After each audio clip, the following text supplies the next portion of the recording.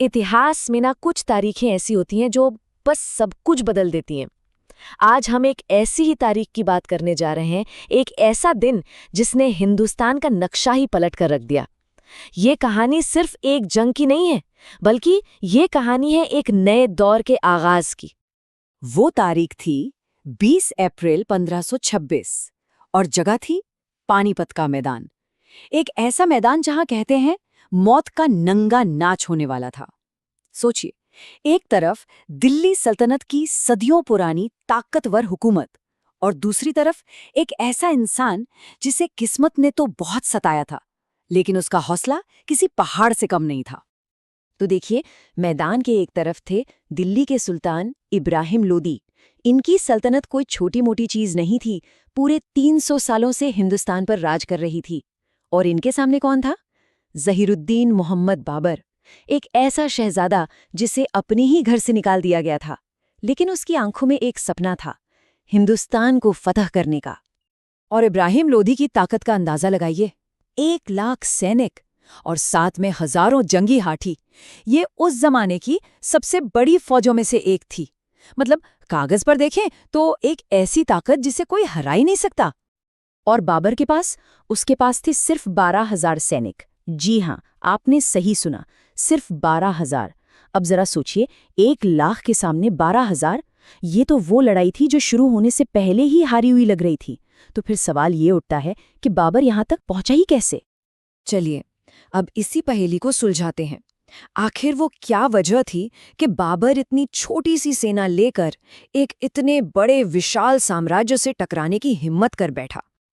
देखिए, असल में बात ये थी कि बाबर के पास खोने के लिए कुछ था ही नहीं। काबुल में वो तंगी और दुश्मनों से घिरा हुआ था, तो भारत आना एक तरह से उसकी मजबूरी भी थी। लेकिन ये सिर्फ मजबूरी का खेल नहीं था। उसके दिल में अपने पूर्वज तैमूर की विरासत को वापस पाने की आग भी थी। और हाँ, इन सब के ऊपर था हिंदुस्तान की बेहिसाब दौलत का लालच, वो सोने की चिड़िया जिसकी कहानियां सुनकर हर कोई यहाँ आना चाहता था। पर कहानी में एक बहुत ही दिलचस्प मोड़ है। बाबर सिर्फ अपनी मर्जी से नहीं आया था। नहीं, उसे तो बाकायदा बुलाया गया था। दिल्ली की गद्दी पर बैठा सुल्तान बाहर से जितना मजबूत दिख रहा था ना, अंदर से उसकी सल्तनत उतनी ही खोखली हो चुकी थी। जी हाँ, इब्राहिम लोदी के अपने ही लोग, उसके अपने सरदार उसके खिलाफ साजिशें कर रहे थे। मतलब उसका सबसे बड़ा खतरा कोई बाहरी दुश्मन नहीं था, बल्कि उसके अपने ही थे। और ये साजिश करने वाले कौन थे? पंजाब का गवर्नर दौलत खान लोधी और मेवाड़ के बहुत शक्तिशाली राजा राणा सांगा। इन लोगों ने ही बाबर को हिंदुस्तान पर हमला करने के लिए उकसाया था। उन्होंने बाबर को छिप छुपाकर खत भेजे और कहा, आओ और दिल्ली पर हमला करो। अब इन लोगों की सोच क्या थी? ये सोच रहे थे कि बाबर आएगा, लोधी को थोड़ा कमजोर करेगा, यहाँ से लूटपाट करेगा और वापस चला जाएगा। पर वो बाबर के असली इरादों को समझ ही नहीं पाए। बाबर यहाँ सिर्फ लूटने नहीं आया था, वो तो यहाँ एक बादशाह बनने आया था। तो चलिए, अब आते हैं कहानी के सबसे जबरदस्त हिस्से पर। आखिर ऐसा क्या हुआ उस दिन? वो कौन सी रणनीति थी, वो कौन से हथियार थे जिनके दम पर यह नामुमकिन सी लगने वाली जंग जीती गई? यही सवाल तो सबके दिमाग में घूम रहा था। आखिर 12,000 सैनिक, 1 लाख की भारी भरकम सेना और उनके खतरनाक जंगी हाथियों को कैसे हरा सकते थे? इसका जवाब छिपा था बाबर के 2 सीक्रेट वेपन्स में। पहला सीक्रेट वेपन था तुलगुमा रणनीति। ये सेंट्रल एशिया की एक खास वॉर टैक्टिक थी। इसमें होता क्या था कि सेना को छोटे छोटे हिस्सों में बांट दिया जाता था और फिर दुश्मन को दाएं बाएं और पीछे, मतलब चारों तरफ से एक साथ घेरकर हमला किया जाता था। हिंदुस्तान की सेनाओं ने इससे पहले ऐसा हमला कभी देखा ही नहीं था। और दूसरा और शायद सबसे घातक हथियार था तोपें। बाबर अपने साथ उस्मानी सल्तनत की मॉडर्न तोपें लेकर आया था, और इन तोपों की गरज और इनकी मारक क्षमता ने युद्ध का पूरा खेल ही पलट कर रख दिया।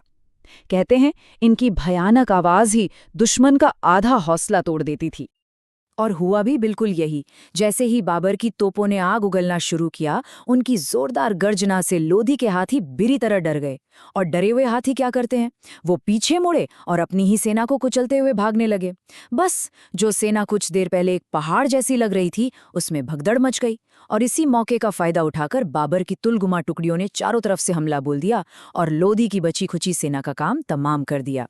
ये लड़ाई कोई कई दिनों या हफ्तों तक नहीं चली, नहीं, सिर्फ एक दिन, बस एक सुबह से लेकर शाम तक, और हिंदुस्तान का इतिहास हमेशा हमेशा के लिए बदल चुका था।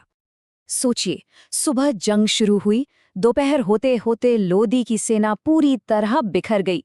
सुल्तान इब्राहिम लोधी भागा नहीं, वो बहादुरी से लड़ा और लड़ते लड़ते रणभूमि में ही मारा गया। और जैसे ही शाम ढली, उसके साथ ही 300 साल पुरानी दिल्ली सल्तनत का सूरज भी हमेशा के लिए डूब गया। बस उस एक दिन की लड़ाई ने सब कुछ तय कर दिया। दिल्ली का सुल्तान मारा गया, उसकी 300 साल पुरानी सल्तनत खत्म हो गई, और आगरा का वो विशाल खजाना जिसकी चाहत बाबर को यहाँ खींच लाई थी, उसकी चाबियां अब बाबर के हाथों में थीं। तो ये सिर्फ एक जंग की जीत नहीं थी, ये था हिंदुस्तान में एक नए साम्राज्य का आगाज, मुगलिया सल्तनत का आगाज। ये इतिहास का वो मोड़ था जिसने आने वाली कई सदियों के लिए इस जमीन की सियासत, इसकी तहजीब, इसकी कला, सब कुछ हमेशा के लिए बदल दिया। लेकिन रुकिए, कहानी अभी खत्म नहीं हुई है। दिल्ली और आगरा तो मिल गए, पर अभी तो पूरा हिंदुस्तान बाकी था। पानीपत की जीत तो बस एक शुरुआत थी। बाबर के लिए आगे का रास्ता तो और भी ज्यादा मुश्किलों और चुनौतियों से भरा हुआ था। और बाबर को असली चुनौती अब मिलने वाली थी। जानते हैं किससे? उसी राणा सांगा से जिसने कभी उसे भारत आने का न्योता दिया था। और कहते हैं कि खानवा की लड़ाई तो पानीपत से भी कहीं ज्यादा भयानक होने वाली थी। तो आखिर उस लड़ाई में क्या हुआ? खैर, ये एक अलग और बहुत ही दिलचस्प कहानी है।